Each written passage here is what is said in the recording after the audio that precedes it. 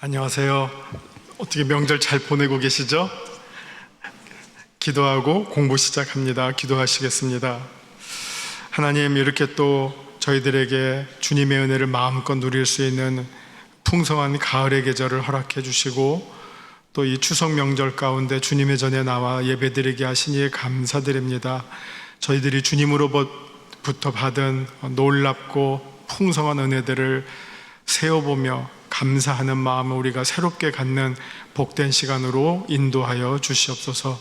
오늘 또 요한복음 말씀을 통하여 주님께서 저희들에게 말씀하시고 가르쳐 주시고 깨우쳐 주시고 우리의 믿음이 더욱 자라게 하시고 우리의 삶이 더욱 풍성해지도록 하나님 축복해 주시옵소서. 예수님 이름으로 감사드리며 기도하옵나이다. 아멘.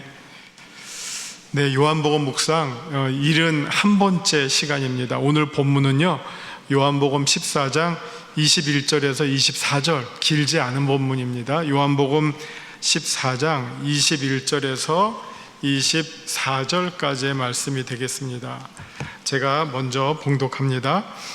나의 계명을 지키는 자라야 나를 사랑하는 자니 나를 사랑하는 자는 내 아버지께 사랑을 받을 것이요 나도 그를 사랑하여 그에게 나를 나타내리라.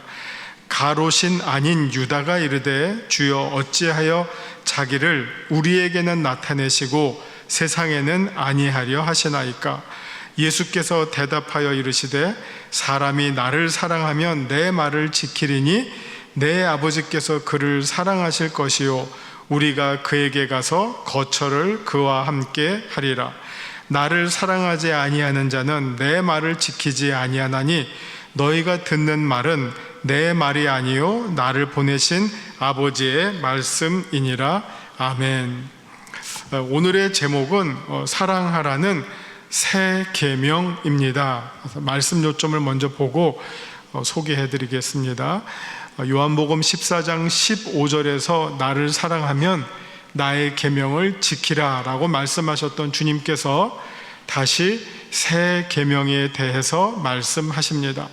주님을 사랑하면 주님의 계명을 지켜야 하고 주님의 계명을 지킨다는 것은 주님을 보내신 아버지의 말씀을 듣는 것이라고 말씀하십니다. 오늘의 주제는 이어서 새 계명, 계명에 관한 것입니다. 계명이 왜 중요하냐면요, 어쨌든 어떤 조직, 어떤 그룹이 어떤 성격의 그룹이냐 하는 그 그룹의 성격을 규정할 때 그 그룹에는 요즘 우리식으로 말하면 어떤 행동 강령이 있느냐 하는 거죠. 너네 그룹은 뭐 하는 데야?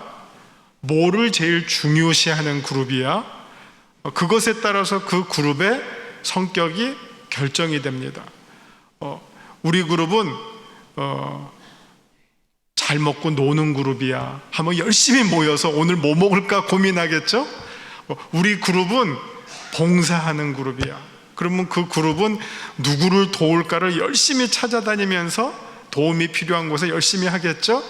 그러니까 그게 그 그룹의 어떤 성격, 행동 강령. 우리는 모일 때마다 무엇을 먹을까, 무엇을 입을까 열심히 고민한다. 그 그룹의 성격이 되겠죠. 우리는 모일 때마다 때를 얻든지 못 얻든지 누구를 도울까 자나깨나 생각한다. 그 그룹의 성격이 되겠죠. 당시 유대인들은 예수님의 그룹, 소위 이제 예수님을 따르는 무리들을 향해서 도대체 저 그룹은 어떤 단체일까 하는 궁금증이 있었죠. 우리랑 비슷한 것 같기도 하고 다른 것 같기도 하고 늘 그게 궁금했던 거예요. 그래서 예수님을 향해서 질문을 합니다. 그 질문이 뭐였냐?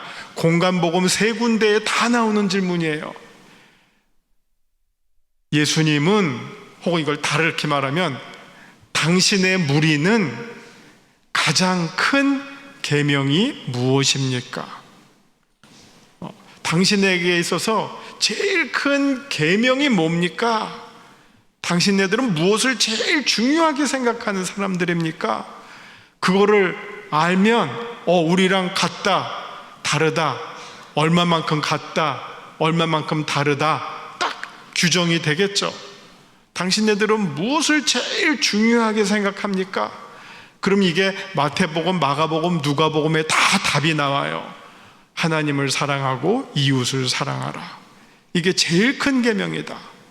그러니까 이렇게 대답한 거는 상당히 중요해요. 왜냐하면 예수님의 그 무리들이 혹은 기독교인들이 유대교랑 어떤 면에서 전혀 다르지 않다예요.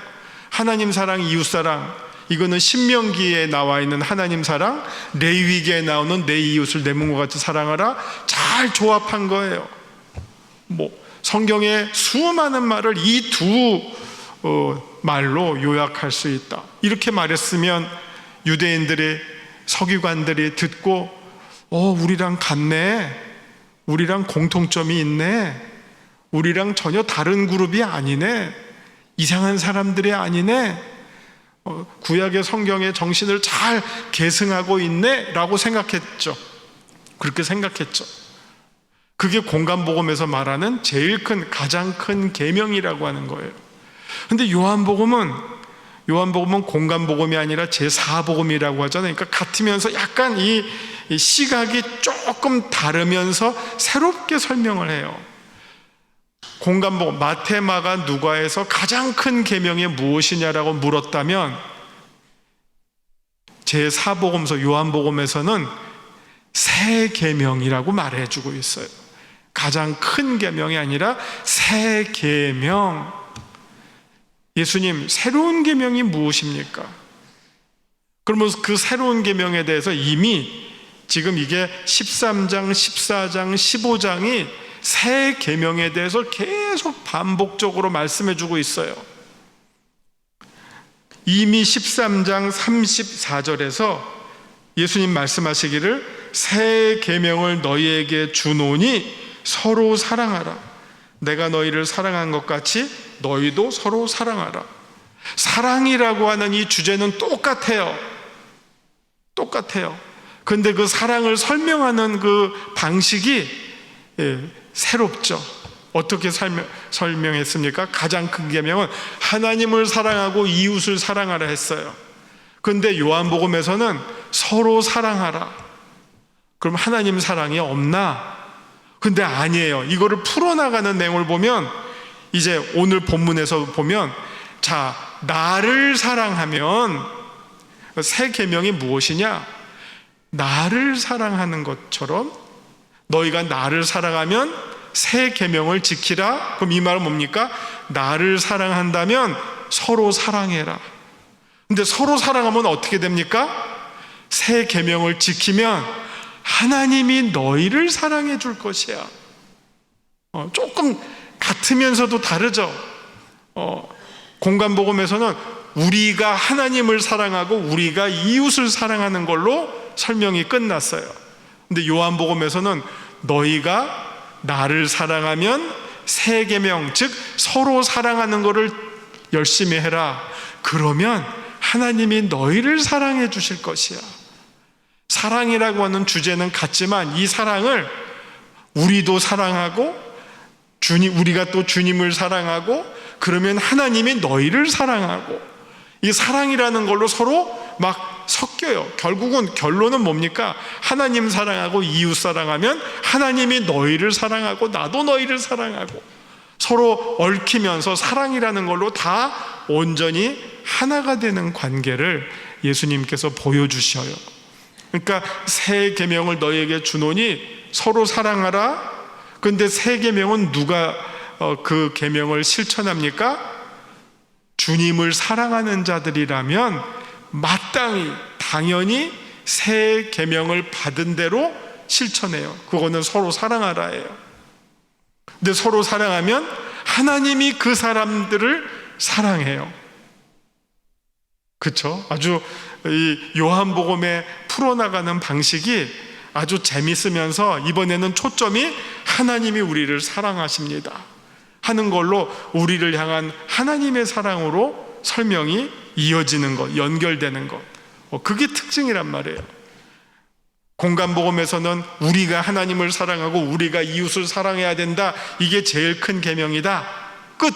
근데 요한복음에서는 그렇게 하면 하나님이 여러분들을 사랑하십니다.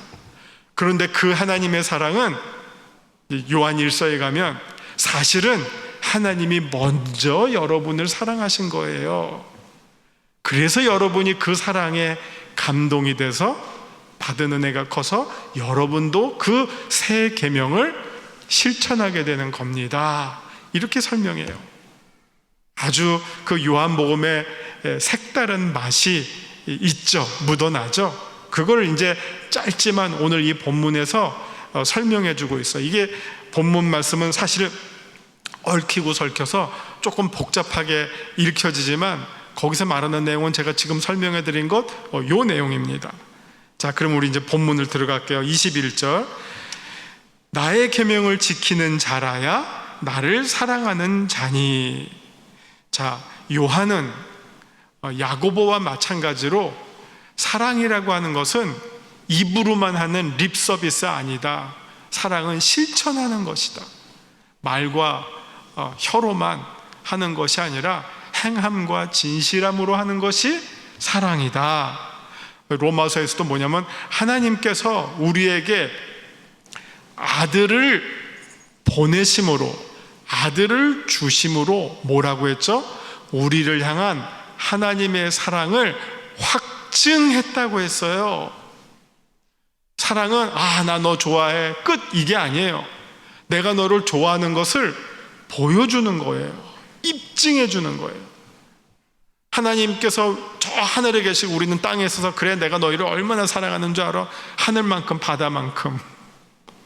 그걸로 하나님의 사랑이 다 표현된 게 아니라 아들을 우리에게 보내셔서 그 아들을 죽기까지, 버리기까지 하나님이 우리를 사랑하셨다고 하는 것을 보여주셨어요. 그러니까 사랑은 실천하는 거예요.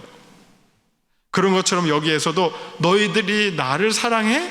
그렇다면 내 계명을 지키는 자라야 된다. 내 계명이 무엇이냐? 서로 사랑하는 것이다.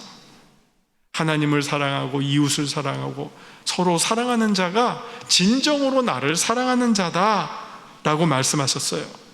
그리고 나를 사랑하는 자는 내 아버지께 사랑을 받을 것이요. 우리가 주님을 사랑하는 일이 하나님이 가장 기뻐하시는 일이에요. 어떤 일보다도 우리가 주님을 사랑하고 주님을 믿고 따르는 것, 그것을 하나님이 너무 좋아하셔서 그런 자를 하나님께서 또 사랑해 주신다는 말씀입니다. 사랑을 받을 것이요 나도 그를 사랑하여 그에게 나를 나타내리라. 이 말씀 참 중요하죠. 이 말씀은 우리가 그리스도의 증인으로 사는 것이 바로 우리의 삶 속에서 주님이 나타나는 거예요. 우리가 하는 말, 우리가 하는 행동, 우리가 하는 곳곳마다 복음을 들고 산을 넘는 자의 발이 어찌 그리 아름다운고, 그 발마다 무엇이 나타나기 때문에? 주님의 흔적이 나타나기 때문에, 예수의 흔적이 나타나기 때문에. 바울이 아주 중요하게 썼던 말이잖아요. 내 몸에 예수의 흔적이 있다. 그거는 육체적으로 매맞은 흔적도 예수님 때문에 매맞았던 그 상처의 흔적일 뿐만 아니라 그의 삶의 발자취가 예수님께서 동행하시고 예수님께서 바울을 통해서 자신을 나타내셨던 그 흔적들이에요. 그 흔적들이 나타나는 곳마다 어떤 삶이 펼쳐집니까? 예수 그리스도의 증인된 자의 삶이 펼쳐지게 되는 것이죠. 자, 22절. 가롯인 아닌 유다가 이르되. 자, 이름 소개가 어려워요. 유다예요, 유다. 근데 우리는 유다 하면 몇 개가 생각이 돼요. 유다 하면 여러분 이 머릿속에 떠오르는 게 첫 번째 인물 가롯 유다가 생각나. 이게 참 괴로운 일이에요. 유다라고 하는 이름의 뜻이 뭔지 아세요? 유다, 여호와를 찬양하라. 얼마나 좋은 이름이에요. 여호와를 찬양하라. 그래서 사실은요, 유다라는 이름이 이스라엘의 이름이기도 하고 야곱의 12아들의 아마 네 번째 아들일 거예요. 야곱이 레아를 통해서 아든 네 번째 아들이 유다예요. 루벤, 시므온, 레위, 유다. 여호와를 찬양하라는 좋은 이름이에요. 그래서 이스라엘 12지파의 대표 지파 아니에요, 유대 지파. 예. 그런데 그래서 이스라엘 남자아이 가운데 제일 많이 썼던 이름이 유다라는 이름이에요. 그러니까 유다가 많으니까 좋은 놈도 있고 나쁜 놈도 나오는 거죠. 가룟 유다 같은 나쁜 놈도 나오고, 또 그렇지 않은 좋은 유다도 많았겠죠. 이런 유다 저런 유다가 다 많아요. 근데 그 가운데 가룟 유다가 너무 두드러지니까 두드러진 일을 했잖아요. 그러니까 그 가룟 유다가 아닌 유다, 그럼 이게 누구지? 사실 이게 답을 찾기가 쉽지 않아요. 가룟인 아닌 다른 유다가 누구지? 성경의 다른 곳에 별로 소개가 안 돼요. 근데 여러분, 베드로가 이름이 몇 개예요? 베드로가? 자, 베드로, 시몬, 또 게바, 이름이 3개나 있어요. 게바라. 근데 우리가 어떻게 알죠? 베드로의 이름을 3가지로 성경이 소개해 주니까. 그러니까 어떤 그룹에 따라서 베드로라고도 불렀고, 게바라고도 불렀고, 요나의 아들 시몬이라고도 불렀고, 때에 따라서 아마 동네 어른을 만났으면 너 바요나 시몬이지? 아마 시몬이라고 불렀을 거예요. 동네 어르신들은 내가 니네 아버지 아니까 너 아무개 아들이지? 할 때는 시몬이라고 불렀을 것 같아요. 때로는 또 어떤 유대 쪽 그룹에서는 게바라고 불렀고, 이 이름을 또 헬라식으로 표현할 때는 베드로, 페트로스라고 불렀고, 그러니까 이름이 3개나 있었단 말이에요. 근데 지금 여기에 가롯인 아닌 유다, 그러니까 이게 아주 예수님의 친밀한 제자 가운데 2번째 이름이, 혹은 원래 이름이 유다인데 성경에 다른 이름으로 지금 이 이름이 쓰여지기 때문에 우리가 이거를 연결을 못하는 거예요. 근데 이 가롯인 아닌 유다가 누구냐 하면은 마태복음 10장에만 12제자 이름이 나오는데 거기 3절에 나오는 다데오예요. 다데오의 다른 이름이 유다예요. 이거 우리가 연결시키기가 어렵죠. 그러니까 12제자를 소개할 때 다데오라고 했지, 거기에 또 다른 가롯 유다가 아닌 또 다른 유다인 다데오 했으면 우리가 쉽게 할 텐데, 그냥 거기는 다데오만 나오니까 이 다른 유다가 누군지를 모르는데, 이게 다데오가 이 말을 한 거예요.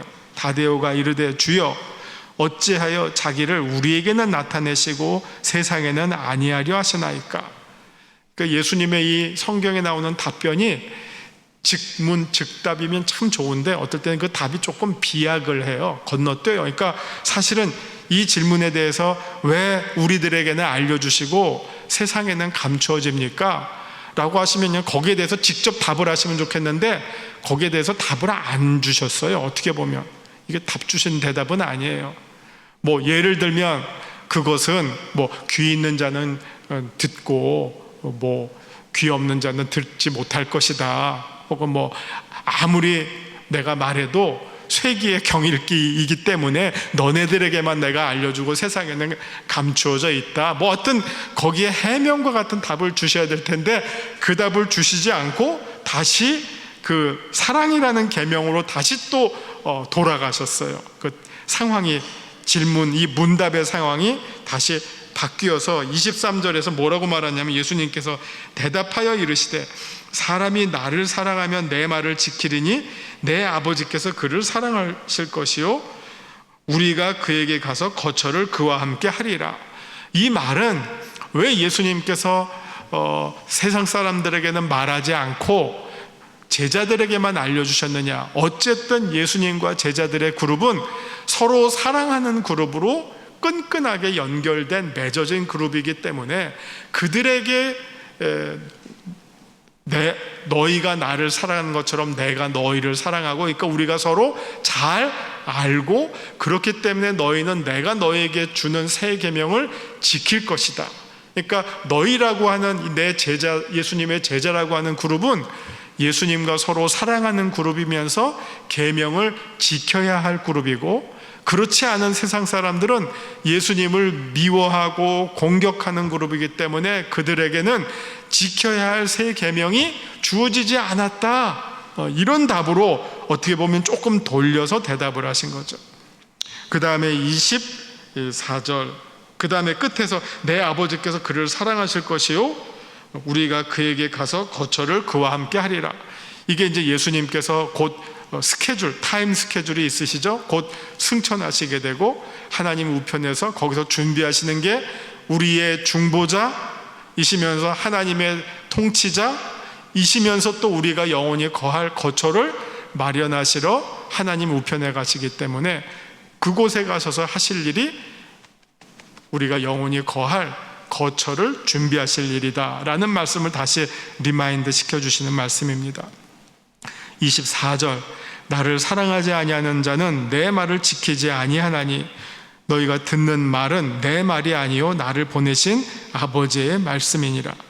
계속해서 예수님과 그 다음에 예수님을 보내신 아버지를 서로 연결하고, 나를 사랑하면 나를 사랑하는 데서 끝나는 것이 아니라 나를 사랑하는 자는 나를 보내신 내 아버지를 사랑하는 것이다.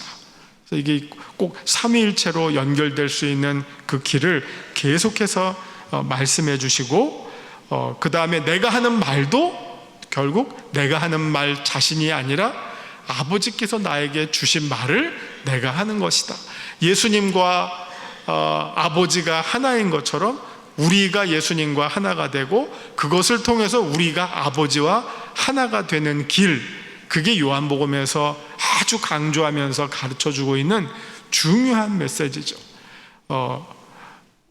이따가 설교에도 연합이라는 말이 아마 한번 나오는데, 연합은 제가 계속 말씀드리지만 연합이라고 하는 거는 우리가 연합이라는 말을 성경에서 안 써서 그렇지, 임마누엘, 하나님과 우리와 함께 하신다, 아무개가 평생 하나님과 동행했다, 내가 너와 함께 하리라. 이 동행, 하나님과 우리와 함께 공존하심의 또 다른 현대적 국어적 표현이 바로 연합이에요.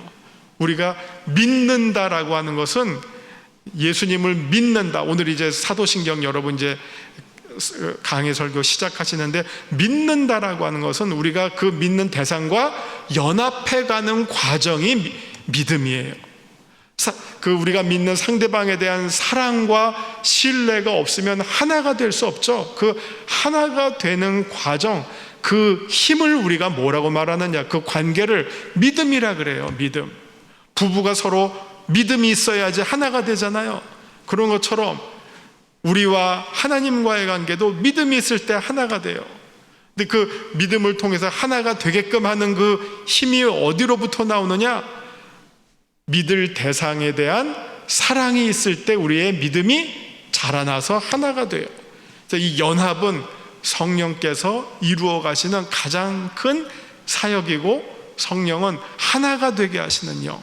성령이 작동하시면 우리와 예수님이 하나가 되고, 예수님을 통해서 우리가 하나님과 하나가 되고, 그렇게 하나가 된 우리들이 서로 사랑의 띠로 하나가 되게 하는 것, 이게 성령께서 역사하실 때 그 안에 사랑의 공동체가, 사랑에 연합하는 일들이 이루어지게 된다는 것입니다.